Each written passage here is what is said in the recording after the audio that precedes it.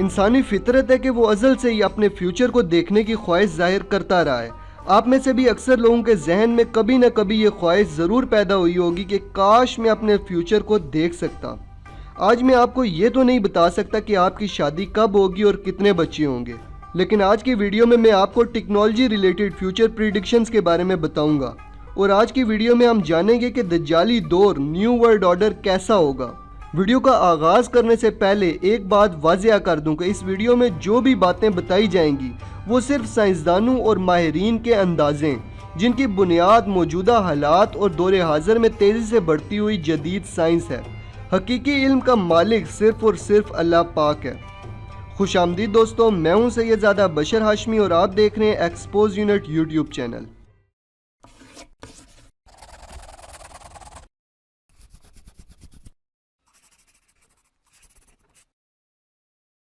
सबसे पहले हम बात करेंगे स्मार्ट लेंस के बारे में। साइंसदानों के मुताबिक ये इतने जदीद लेंस होंगे कि ये आपकी आंखों में एक कंप्यूटर की तरह काम करेंगे। ये लेंस आपकी आंखों में मौजूद रेटिना के जरिए आपके दिमाग के साथ अटैच होंगे और आप अपने दिमाग के जरिए इन लेंस को कंट्रोल कर सकेंगे। ये लेंस इंटरनेट के साथ कनेक्ट होंगे और आप इन लेंस के जरिए वो तमाम काम कर सकेंगे जो इस वक्त आप कंप्यूटर या फिर अपने स्मार्टफोन से करते हैं। मेरे अजीजों, आने वाले कुछ सालों में हमारे घरों में मौजूद हर चीज़ ऑनलाइन हो जाएगी। मतलब आपका पूरा घर इंटरनेट से कनेक्ट होगा।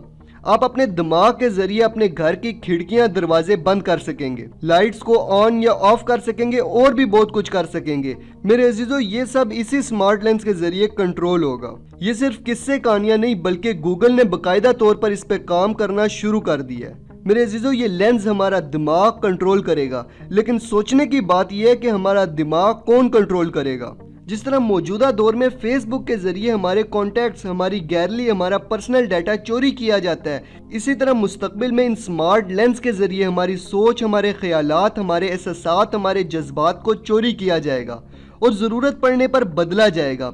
ये वो बातें हैं जो शायद अभी आपको मजाक लगें, लेकिन वक्त आने पर आपको यकीन आ जाएगा।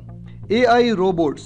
मेरे अजीजों, मौजूदा दौर में साइंसदान ऐसे रोबोट्स तैयार करने की कोशिश कर रहे हैं जो बिल्कुल इंसानों की तरह सोच सकते हो और इंसानों की तरह काम कर सकते हो।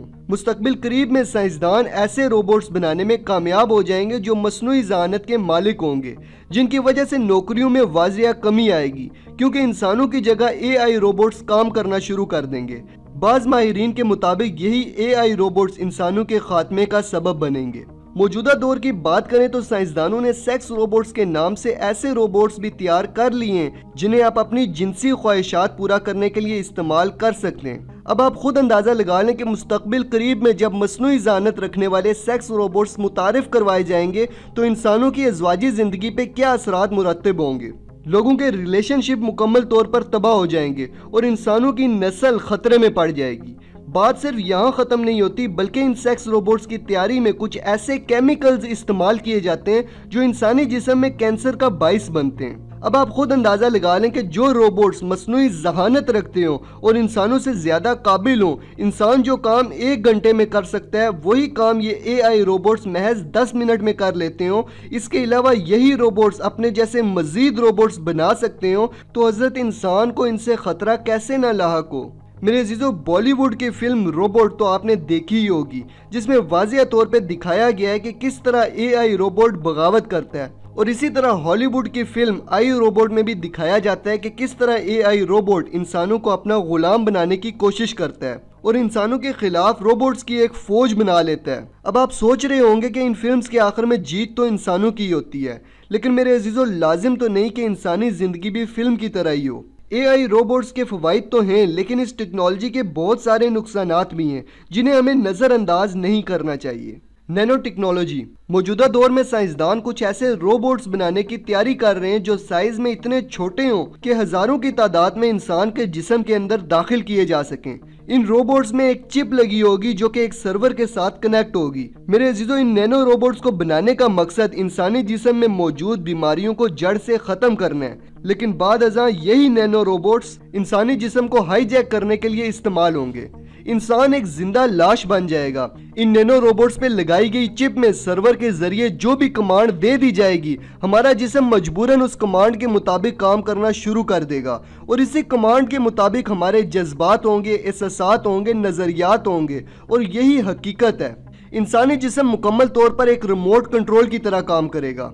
मेरे अजीजों, पूरी दुनिया के लोगों का मुस्तकबिल साइंसी गुलामी करते नजर आ रहा है। साइंसी गुलामी नहीं, दर हकीकत दज्जाली गुलामी करते नजर आ रहा है। RFID चिप मेरे अजीजों, मौजूदा दौर में आहिस्ता आहिस्ता पेपर करेंसी ख़त्म करके क्रेडिट कार्ड, डेबिट कार्ड वगैरह मुतारिफ करवाए जा रहे हैं, लेकिन मुस्तकबिल में ये क्रेडिट कार्ड, डेबिट कार्ड वगैरह भी ख़त्म कर दिए जाएंगे और आपके जिस्म में एक चिप इम्प्लांट कर दी जाएगी जिसमें न सिर्फ आपकी बैंक इंफॉर्मेशन होगी बल्कि यही चिप आपके ID कार्ड के तौर पे इस्तेमाल की जाएगी।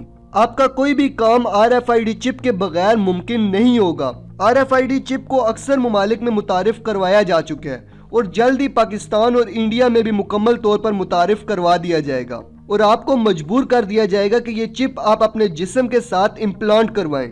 आप में से अक्सर लोगों ने रेस 3 फिल्म देखी होगी।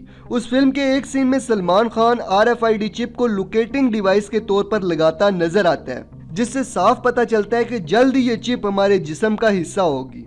अब जरा तसव्वुर करें कि ये चिप लगने के बाद आप हुकूमत के खिलाफ कोई एक्शन लेते हो, धरना देते हो या एहतजाज करते हो, तो हुकूमत आपके जिस्म पे लगी RFID चिप को सस्पेंड कर देगी और आप हुकूमत के सामने मजबूर हो जाओगे।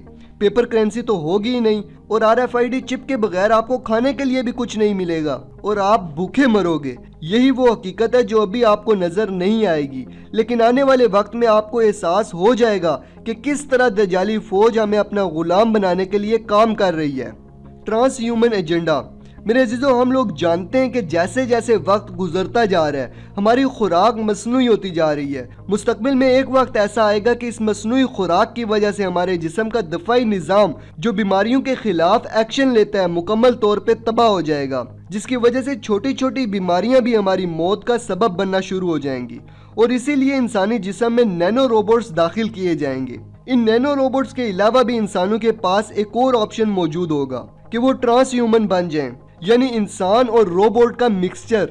मेरे अजीजों, जो लोग आपको ट्रांस ह्यूमन बनाएंगे वही लोग आपके जिस्म को कंट्रोल करेंगे और ये लोग कोई और नहीं बल्कि वही दज्जाल के पैरोकार हैं जिनका मकसद ही आपको गुलाम बनाना है।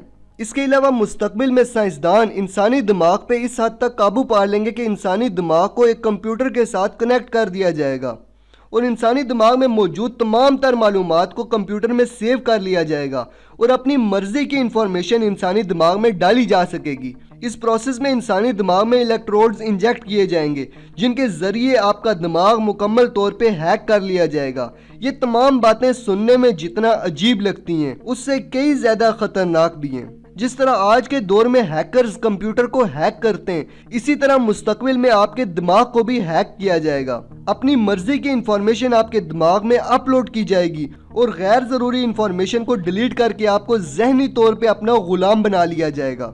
आउटर स्पेस नेशन मेरे अजीजों, आप लोग बखूबी जानते हैं कि जमीन की ओजोन लेयर बहुत हद तक तबाह हो चुकी है, जिसकी वजह से सूरज की अल्ट्रावायलेट रेज बगैर फिल्टर हुए जमीन पे आ रही हैं, जो कि इंसानी जिस्म के लिए खतरनाक हैं।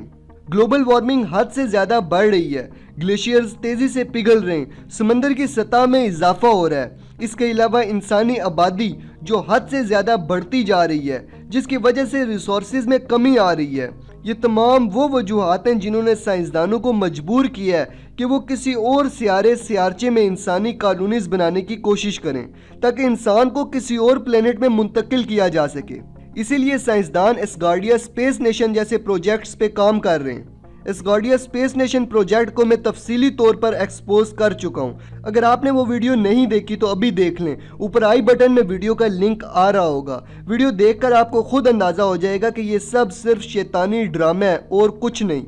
इंसानी फलाह के नाम पे ये लोग इंसानी तबाही के लिए काम कर रहे हैं। ये है वो फ्यूचर जिसे हम लोग न्यू वर्ल्ड ऑर्डर के नाम से जानते हैं। एक ऐसा फ्यूचर जिसमें इंसान जहनी और जिस्मानी तौर पे गुलाम होगा और इस गुलामी के अलावा उसके पास कोई ऑप्शन नहीं होगा।